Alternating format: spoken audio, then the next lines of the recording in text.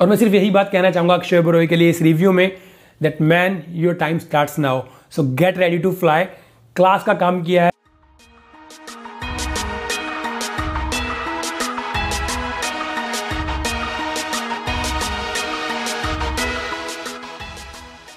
Hello, this is Indrajeet, welcome you to the last review. दोस्तों, आज मैं बात करने वाला हूं स्वरा भास्कर की लेटेस्ट वेब सीरीज फ्लैश के बारे में, जो ईरोस नाउ के ऊपर प्रीमियर हो चुकी है। सीरीज के टोटल 8 एपिसोड हैं और हर एपिसोड 40 से 50 मिनट का है। सीरीज काफ़ी गंभीर मुद्दे ह्यूमन ट्रैफिकिंग या वुमेन ट्रैफिकिंग के ऊपर प्रकाश डालती है, और क्लाइमैक्स इतना बढ़िया होने के बावजूद भी लास्ट के 2 एपिसोड जो फास्ट ट्रैक हैं और इतने बढ़िया हैं, और कंसेप्ट भी इतना बढ़िया होने के बावजूद भी ये सीरीज बिलो एवरेज क्यों रह जाती है, ये सब बातें। और क्या एक फैमिली वॉच है, मतलब क्या इसे आप अपनी फैमिली के साथ देख सकते हैं या नहीं, ये सब मैं आपको आगे बताता रहूँगा। अभी हम बात करते हैं डायरेक्शन की। जी हाँ, पहली बार मैं डायरेक्शन की बात करने वाला हूँ स्टोरी की बजाय, क्योंकि इसके पीछे बहुत बड़ा रीज़न है। सारे के सारे ड्रॉबैक, सारे के सारे लूप होल्स डायरेक्शन में ही छिपे हैं। सो दानिश असलम की डायरेक्शन इतनी पुअर है कि इतना बढ़िया कंसेप्ट उनके पास आया, इतना अलग डिफरेंट कंसेप्ट उनके पास आया, इतनी स्टोरी अच्छी थी, इतना अच्छा क्लाइमैक्स था इसका, लेकिन उनकी वर्स्ट डायरेक्शन ने ये सारी की सारी सीरीज को रुइन कर दिया। मतलब अभी भी ये सीरीज मैं बिलो एवरेज कह रहा हूँ, वर्स्ट नहीं कह रहा, डिजास्टर नहीं कह रहा, क्योंकि दानिश असलम की डायरेक्शन काफ़ी बेकार थी। अगर वो सिर्फ एवरेज डायरेक्शन भी करते तो ये सीरीज सुपर डुपर हिट हो सकती थी, क्योंकि सीरीज के अंदर एक इंपॉर्टेंट, एक अहम स्टोरी चलती रहती है, जिसके कारण आप इस सीरीज को पूरा देखते रहते हो, छोड़ते नहीं हो। लेकिन डायरेक्टर दानिश असलम ने कोई कसर नहीं छोड़ी कि आप इसे बीच में ही छोड़ दें। सीरीज के अंदर ऐसे बहुत सी चीज़ें दिखाई गई हैं जो सिर्फ बताई गई हैं, और जब उनका टाइम आता है वो आपको नहीं दिखाई जाती। मतलब बहुत सारे क्वेश्चंस, बहुत सारी लेयर्स अनआंसर्ड और अनकवर्ड रह जाती हैं। बहुत सारी चीज़ें हैं जो कोड वर्ड्स के अंदर बताई गई हैं, लेकिन वो क्लाइमैक्स के अंदर कहीं बताते ही नहीं कि क्या लिंक था किस चीज़ का। तो मतलब बहुत सारी चीज़ें छूट जाती हैं आपसे, और आप ढूंढते रहते हो कि यार वो एक आदमी पकड़ा था स्टार्टिंग के अंदर, वो कौन था, उसको दिखाया ही नहीं गया। तो ऐसे 3-4 कैरेक्टर्स हैं सीरीज के अंदर जिन्हें एंड तक भी नहीं बताया गया। तो मतलब डायरेक्शन में काफ़ी ज़्यादा कमियां हैं। अब हम बात करते हैं स्टोरी के बारे में। एक लड़की है अमेरिकन NRI जोया, जो मुंबई में अपने माता पिता के साथ शादी में आई है। अब मुंबई में वो किडनैप हो चुकी है, और इस किडनैपिंग का डायरेक्ट रिलेशन है कोलकाता से, क्योंकि कोलकाता में ह्यूमन ट्रैफिकिंग, वुमेन ट्रैफिकिंग के धंधे को चलाते हैं ताज, प्लेड बाय अक्षय ओबेरॉय, जो इस धंधे को Shubh Bhattacharya as his father figure के साथ मिलकर चलाते हैं।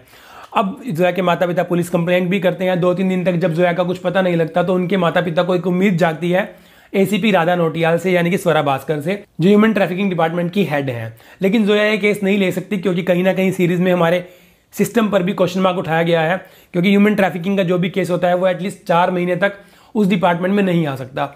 तो ये सीरीज कहीं कहीं पर हमारे सिस्टम को भी क्वेश्चन मार्क करती है, जो मुझे कहीं तक ठीक भी लगा। अब राधा बायलो ये केस लेने से मना कर देती है, लेकिन एक और केस के अंदर राधा को सस्पेंड किया जा चुका है। अब सस्पेंड हो चुकी है वो, तो आउट ऑफ द लॉ जाकर ये केस ले लेती है, और सारे सुराग जोड़ती सारे डॉट्स कनेक्ट करती राधा पहुंच जाती है कोलकाता ताज के सामने।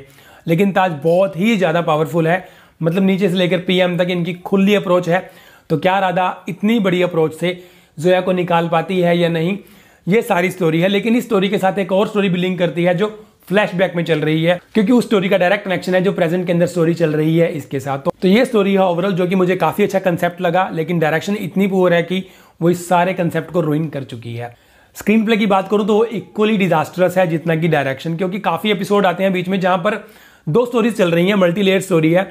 अब एक स्टोरी को दिखाया ही नहीं जा रहा, कुछ कैरेक्टर्स पूरी तरह से मिसिंग हो जाते हैं 2-2 एपिसोड्स के लिए। सो स्क्रीन प्ले भी बहुत ही ज़्यादा ढीला और बहुत ही ज़्यादा पुअर है।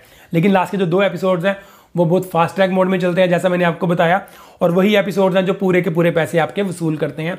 सो ओवरऑल डायरेक्शन और स्क्रीन प्ले दोनों ही इक्वली बैड हैं, बट यस क्लाइमैक्स काफ़ी अच्छा है, जिसके कारण थोड़ा आपका मनोरंजन हो जाता है।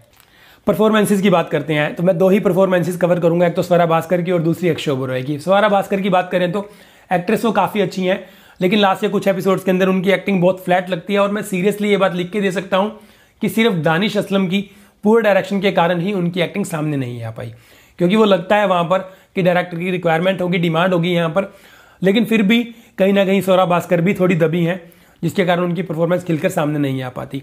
और इस सीरीज को जो मैं देख पाया हूँ, और अगर मैं दोबारा भी कुछ सीन इसके रिवाइंड करके देख सकता हूँ सीरीज के, the only reason is Akshay Oberoi.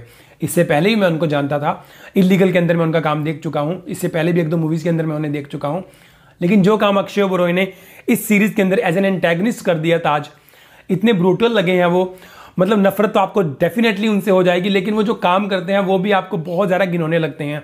क्योंकि ये सीरीज का पार्ट था, ये डिमांड थी उनके कैरेक्टर से, और what an antagonist he is. और मैं सिर्फ यही बात कहना चाहूंगा अक्षय ओबेरॉय के लिए इस रिव्यू में, that man your time starts now, so get ready to fly. Class का काम किया है और इस रोल के बाद अक्षय ओबेरॉय का नाम जगह जगह पर छाने वाला है। तो क्या ही काम किया है उस बंदे ने, hats off to him. So guys, as में लास्ट वर्ड, बहुत बुरी डायरेक्शन होने के बावजूद भी अक्षय ओबेरॉय की टॉप नॉच परफॉर्मेंस लास्ट के 2 एपिसोड्स और क्लाइमैक्स इस सीरीज को ठीक ठाक से संभाल लेता है। बट फिर भी बहुत मुश्किल है इसको फैमिली के साथ देखना, क्योंकि एक तो मुद्दा ही ऐसा है वुमेन ट्रैफिकिंग, और दूसरा सेक्सुअलिटी को लेकर और एक्शन सीक्वेंसेस इसके अंदर जो दिखाए गए हैं वो काफी ब्रूटल है। तो फैमिली के साथ आप इसको बिल्कुल भी नहीं देख सकते। सो गाइस, ये थे मेरे फ्लैश को लेकर रिव्यू। मिलता हूं जल्दी अगली किसी वीडियो के साथ। Till then bye bye, thank you for watching. If you like my video then please like it, comment section के अंदर ही मुझे बताइएगा। Also don't forget to subscribe my channel. Thank you for watching.